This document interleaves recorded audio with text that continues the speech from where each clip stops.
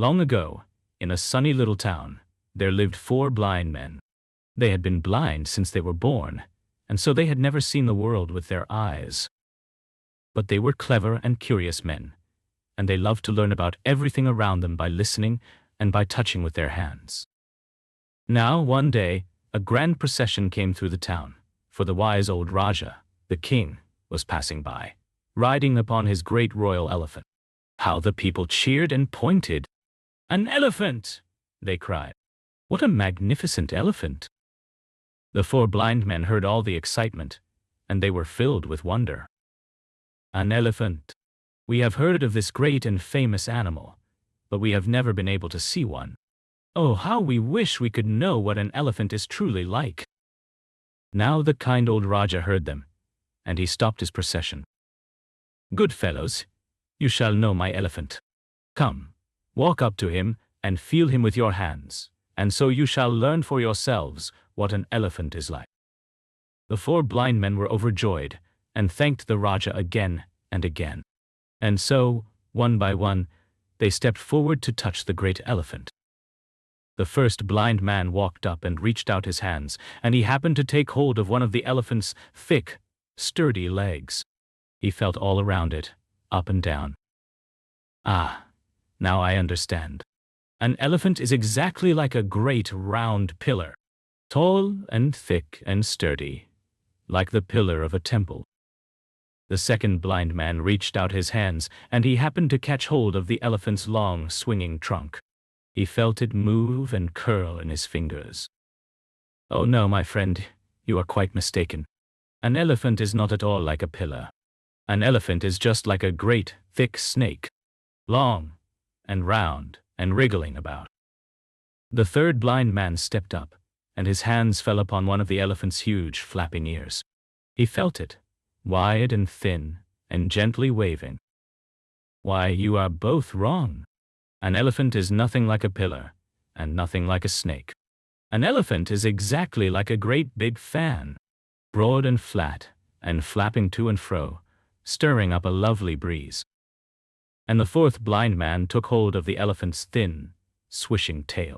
He ran his hands along it. "No, no, no. You are all 3 of you quite wrong. I have felt it for myself. An elephant is just like a rope, thin and long and frayed at the very end." Well, now the trouble began.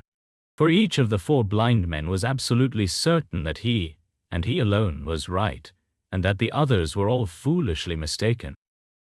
"It is a pillar. It is a snake. It is a fan. It is a rope." And they argued, louder and louder. Each one was so very sure of what his own 2 hands had felt, that he simply would not believe that anyone else could be right. They waved their arms, and they raised their voices, and very soon the 4 friends were quarreling most bitterly, right there in the middle of the road, each calling the others foolish and stubborn. Now the wise old Raja had been watching all this from his seat, and at last he raised his hand and spoke in a gentle, kindly voice. "Peace, my friends, peace. Stop your quarreling, for there is no need of it at all. Listen to me, and I shall tell you something wonderful. Every single one of you is right."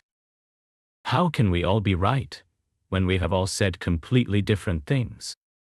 "Because each of you touched a different part of the very same elephant. You felt his leg, and a leg is indeed like a pillar. You felt his trunk, and a trunk is indeed like a snake. You felt his ear, like a fan, and his tail, like a rope. Each of you felt one part, and spoke the truth about that one part. But each of you thought that his one little part was the whole animal. And there, my friends, is where you went wrong. For the elephant is all of these things, and more, joined together into one great creature. Only by putting all that you have each learned together can you begin to know the whole elephant." "Ah," said the 4 blind men slowly, as understanding dawned upon them, and they felt rather ashamed of all their angry quarreling. We have each known only a little piece, and we were foolish to think our little piece was everything. We should have listened to one another, instead of shouting. Just so. And remember this always. Whenever you are very, very sure that you alone are right, and that everyone who disagrees with you must be a fool, stop and think of the elephant, for you may only be touching one small part of a very large truth. And the four blind men thanked the kind old Raja with all their hearts, and they went home together as good friends once more, a great deal wiser than they had been that morning. So remember, dear children, each of us sees the world from our own one place, and so each of us knows only a small part of the whole great truth.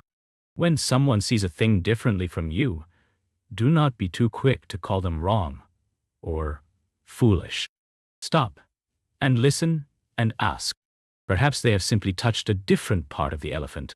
For it is only when we put all our views together, kindly and humbly, that we begin to see the whole.